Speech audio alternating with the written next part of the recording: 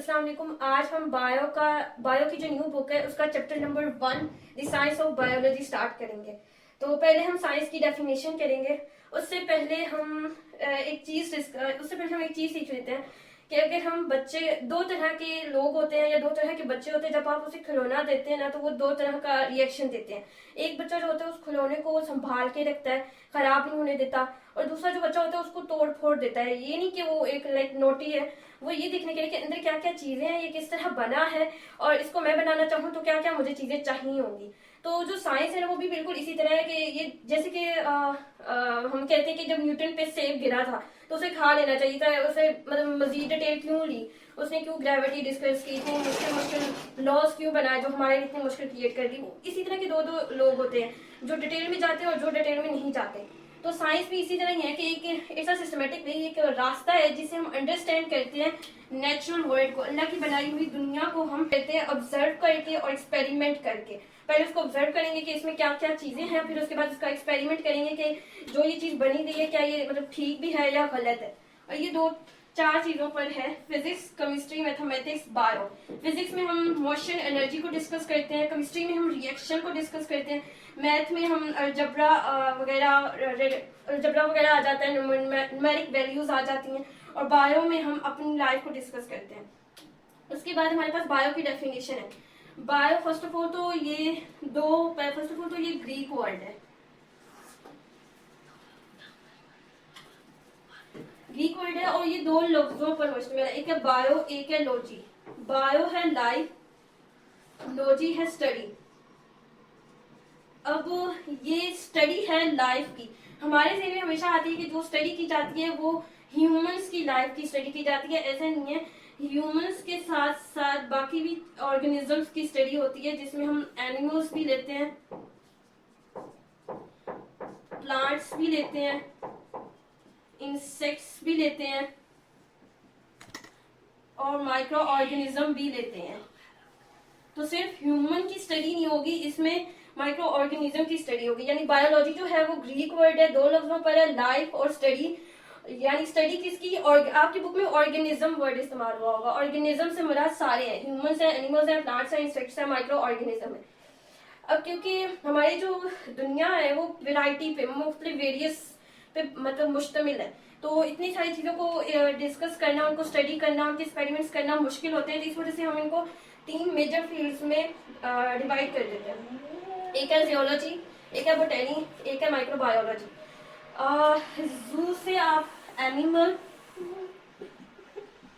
और लॉजी से आप स्टडी, यानी स्टडी ऑफ एनिमल।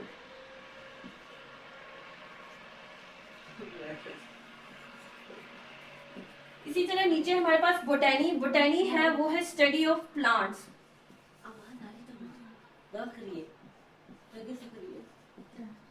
उसके बाद है हमारे पास माइक्रोबायोलॉजी। माइक्रो से माइक्रो ऑर्गेनिज्म,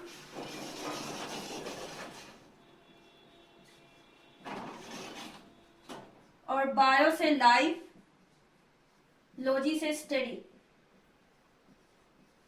यानी ये जो है ये स्टडी ऑफ माइक्रो ऑर्गेनिज्म है।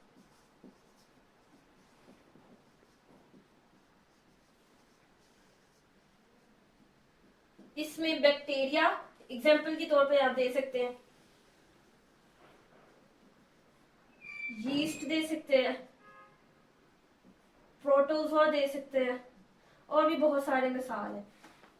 तो इसमें हम इन तीनों चीजों में ना एक चीज कॉमन है कि हम इनकी स्ट्रक्चर देखेंगे, हम इनके अंदर से ये देखेंगे कि इनके जो मुख्तलिफ इन्वायरमेंट होते हैं तो इन पे क्या वो रिएक्शन देते हैं। इनका हम रिप्रोडक्शन देखेंगे कि ये खुद को रिप्रोड्यूस किस तरह करते हैं, ये सांस किस तरह लेते हैं, सब कुछ मतलब इन सब में कॉमन है कि जो एनिमल्स हैं वो किस तरह खुद को, उनका स्ट्रक्चर कैसा है, वो खुद को किस तरह रिप्रोड्यूस कर रहे हैं, इन्वायरमेंट उन पे क्या इफेक्ट कर रहा है। बोटेनी पे भी हम डिस्कस करेंगे कि जब धूप ज्यादा बढ़ जाए या पानी ज्यादा दें या कम दें क्या फर्क पड़ जाता है। माइक्रोबायोलॉजी में भी ये भी सब कुछ डिस्कस करेंगे। तो अब हम इसकी जो ब्रांचेस है बायो की वो डिस्कस करते हैं आगे। हमारे पास जो पहली इसकी ब्रांच आ जाती है वो मॉर्फोलॉजी है। मॉर्फोलॉजी भी ग्रीक वर्ड्स है, और ये जो मॉर्फ लिखा हुआ है इसका मतलब है अपीयरेंस। या फिर फॉर्म। अगर इसकी पूरी डेफिनेशन की बात की जाए, study of form and structure, study of form and structure, या फिर आसान लफ्जों में कहा जाए तो आउटवर्ड अपीयरेंस, जो आपको बाहर से नजर आ रहा है सब कुछ, आपको अंदर से यानी उसको डिटेल यानी माइक्रोस्कोप करके नहीं देखना पड़ रहा, उसको खोल कर नहीं देखना पड़ रहा, वो जो होगी वो आउटवर्ड अपीयरेंस होगी। यानी अगर हम इंसान को लेते हैं तो इंसान के अंदर हमें इजीली सब कुछ नजर आ रहा होता है, आंख, नाक, कान, जो बाहर से चीजें नजर आ रही होती है। जब हमें उसका अंदर से देखना पड़ता है तो हमें उसको डाइसेक्ट करना पड़ता है। तो जो चीज डाइसेक्ट करके करनी पड़ती है ना, वो एनाटोनमी में आ जाती है। जो एनाटोनमी है ना, वो भी फर्स्ट ऑफ ऑल तो ग्रीक वर्ड से है, और ये दो वर्ड पे है। एक है एना, एना है अप, और दूसरा वर्ड है टोमिया। क्योंकि ये ग्रीक वर्ड है तो टोमिया लफ्ज इस्तेमाल करेंगे हम लोग। टोमिया है कटिंग। अगर कोलेक्टिवली कहा जाए तो ये कटिंग अप, यानी कोई चीज कट करके आपको देखनी पड़ रही है। आपने किसी को देखा कि यानी उसकी सिर्फ चेस्ट है, मतलब आप आउटवर्ड अपीयरेंस देख रहे हैं उसकी चेस्ट है, लेकिन अंदर से जब आप कट करके देखेंगे तो आपको पता चलेगा ये हार्ट भी है, लंग्स भी है, और मतलब साथ साथ जब आप उसका पेट कट करके देखेंगे तो लिवर, स्टमक, इंटेस्टाइन। तो जो चीज कट करके आपको देखनी पड़ रही है वो एनाटोनमी में स्टडी करेंगे, और जो आप बाहर से बगैर कट किए आउटवर्ड अपीयरेंस देख रहे हैं वो मॉर्फोलॉजी में आप स्टडी करेंगे। तो इसमें आप एग्जांपल अगर देना चाहें तो स्टडी ऑफ हार्ट दे सकते हैं कि आपको अगर हार्ट की स्टडी करनी है तो आपको पहले ऑर्गेनिज्म को इंटरसेक्ट करना पड़ेगा, उसको कट करना पड़ेगा। उसके बाद हमारे पास फिजियोलॉजी। फिजियोलॉजी भी है, वो है ग्रीक वर्ड, और इसकी डेफिनेशन जो है ना, physiology study of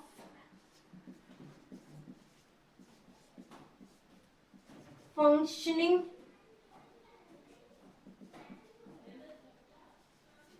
of body parts, body के पार्ट्स के जो फंक्शन है उसको स्टडी करना है। हम इसकी एग्जांपल ले लें, सर्कुलेशन ऑफ ब्लड।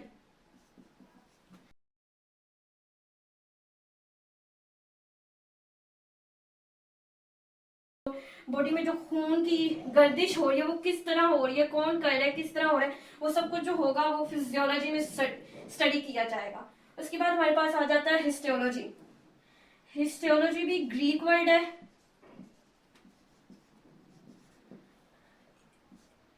हिस्टो से निकला हुआ है, हिस्टो मीन टिश्यू, और लॉजी हम पहले ही पढ़ चुके हैं जिसका मतलब है स्टडी। यानी हमें स्टडी करनी है, किसकी करनी है, टिश्यूज की करनी है कि वो किस तरह बने हुए हैं। और टिश्यूज जो सवाल ये होता है कि टिश्यू क्या है। टिश्यू है similar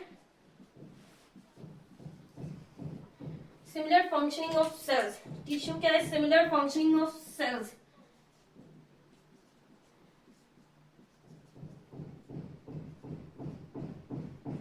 histology, histo mean tissue, logy mean study, study of tissues. Tissues क्या है, टिश्यूज जो है वो सिमिलर फंक्शनिंग ऑफ सेल्स है। सिमिलर फंक्शनिंग ऑफ सेल्स से मुराद ले लें कि अगर एक सेल था उसका काम था ऑक्सीजन देना आपको, दूसरा सेल था उसका भी मकसद था आपको सांस देना, ऑक्सीजन देना, तीसरे का, चौथे का, मिलियंस और ट्रिलियंस ऑफ सेल्स का काम है सांस देना या सांस आपको लेने में मदद करना। तो वो जब उनका मतलब जो काम है ना, जो फंक्शन है वो सिमिलर है, मिलता है, तो वो जब सेल्स जो होंगे ना, मिलियंस और ट्रिलियंस, वो ग्रुप बना लेंगे और वो टिश्यू बन जाएंगे। तो टिश्यू क्या हुआ, सिमिलर फंक्शन। ऐसे सेल जो सिमिलर काम करते हैं उनको टिश्यू कहते हैं। अब इसकी एग्जांपल आप ले लें कि हमने अपने स्टमक को जब डाइसेक्ट किया और उसको अंदर से स्टडी किया तो हमें पता चला कि हमारे स्टमक में एक ऐसी टिश्यू पाए जा रहे हैं, एक ऐसे टिश्यू की लेयर पाई जा रही है जो म्यूकस रिलीज करते हैं। अब म्यूकस एक फ्लूइड है, जो फ्लूइड है ये हमारे डाइजेशन में मदद करता है। तो आप कह सकते हैं कि स्टडी ऑफ, इसकी एग्जांपल ले लें, स्टडी ऑफ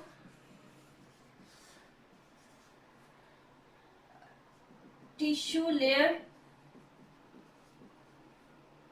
इन स्टमक। और इसी तरह आपके पास आ जाते हैं मसल्स टिश्यू, जो आपकी कॉन्ट्रेक्शन में, मसल्स यानी कॉन्ट्रेक्शन रिलेक्शन में मदद करते हैं।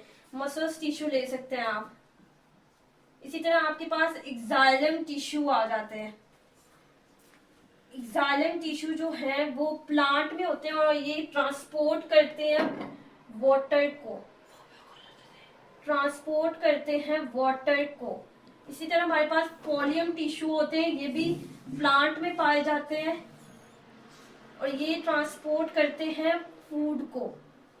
तो ये सब कुछ हमें पता किस तरह चला? हमें पता चला हिस्टोलॉजी यानी टिश्यू की स्टडी करके। इसकी मजीद आगे भी ब्रांचेज है, वो हम अभी करते हैं।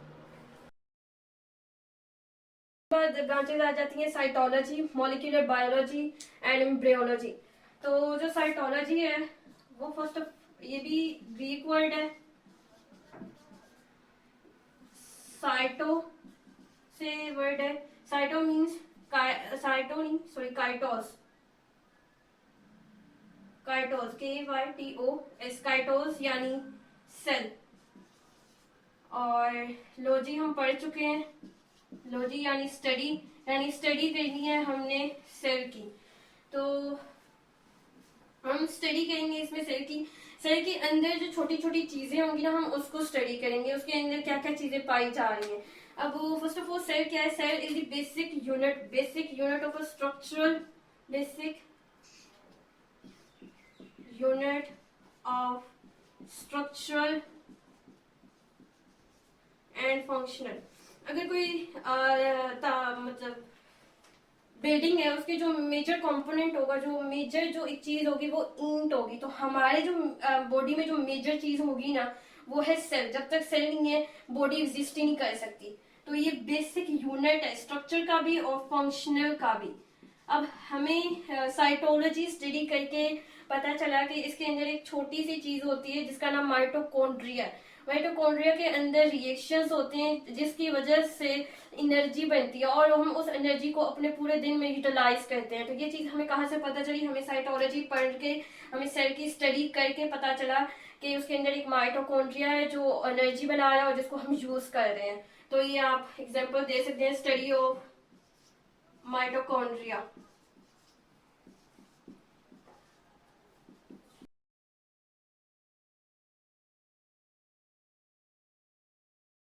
इसके बाद है मॉलिक्यूलर बायोलॉजी। साफ वाजे पता चल रहा है कि स्टडी है,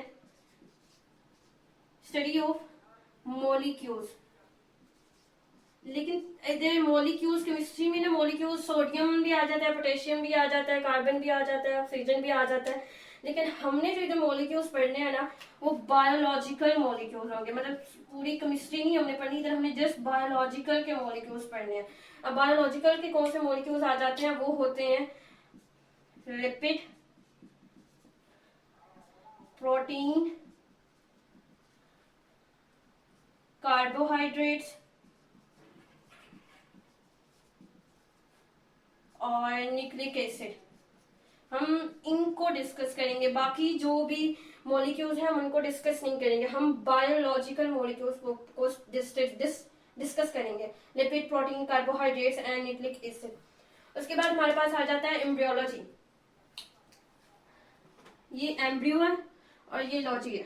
इसमें हम स्टडी करते हैं study of the development of organism from fertilize egg. इसमें ना दो वर्ड है, एक है डेवलपमेंट, एक है फर्टिलाइज एग। पहली बात, डेवलपमेंट और ग्रोथ में डिफरेंस होता है। डेवलपमेंट में ये होता है कि जो बच्चा जब अपने माँ के पेट में होता है ना तो वो जब बन रहा होता है उसको हम डेवलपमेंट कहते हैं। और जब वो बच्चा बाहर आ जाता है, एनवायरमेंट में आ जाता है, जब वो ग्रो कर रहा होता है उसको ग्रोथ कहते हैं। पेट के अंदर है तो डेवलपमेंट हो रही है, बाहर है तो ग्रोथ हो रही है। ये दो वर्ड आपने याद रखने हैं। अब सवाल खड़ा होता है कि फर्टिलाइजर क्या है? फर्टिलाइजर ये है कि मेल की तरफ से एक सेल आएगा, एक फीमेल की तरफ से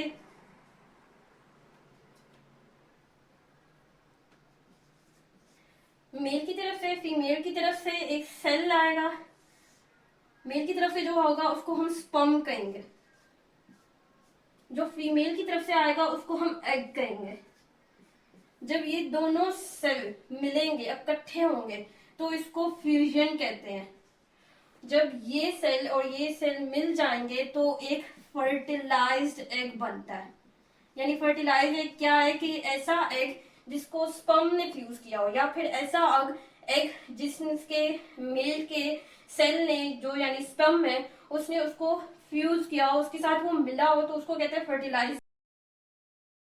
इतना सा है और वो एक बड़ा ऑर्गेनिज्म कैसे बन जाता है, उसके अंदर टिश्यूज कैसे बन जाते हैं, उसके अंदर ऑर्गेनिज्म कैसे बन जाते हैं, इसके आसान मिसाल ले लें। जब आप मुर्गी के नीचे अंडा रखते हैं, उसके हमें जो नजर आता है अंदर से दो चीजें नजर आती हैं, एक उसका व्हाइट पार्ट होता है और एक येलो पार्ट होता है। लेकिन जब हम उसको मुर्गी के नीचे उसको रख देते हैं तो वो एक पूरा मुकम्मल ऑर्गेनिज्म बना देता है। वो किस तरह बनाता है वो हम पूरी जो स्टडी करते हैं ना वो एम्ब्रोलॉजी में करते हैं। इसके साथ साथ बर्थ डिफेक्ट्स भी पढ़ते हैं। आपने सुना होगा कि इसको ये पैदाइशी प्रॉब्लम है, वो जो पैदाइशी प्रॉब्लम होती है ना वो भी इसी के अंदर डिस्कस किया जाता है। तो आज के लेक्चर में हम बस इतनी ही ब्रांचेस करेंगे, जो बाकी ब्रांचेस है वो नेक्स्ट वीडियो में करेंगे। तो खुदा हाफिज।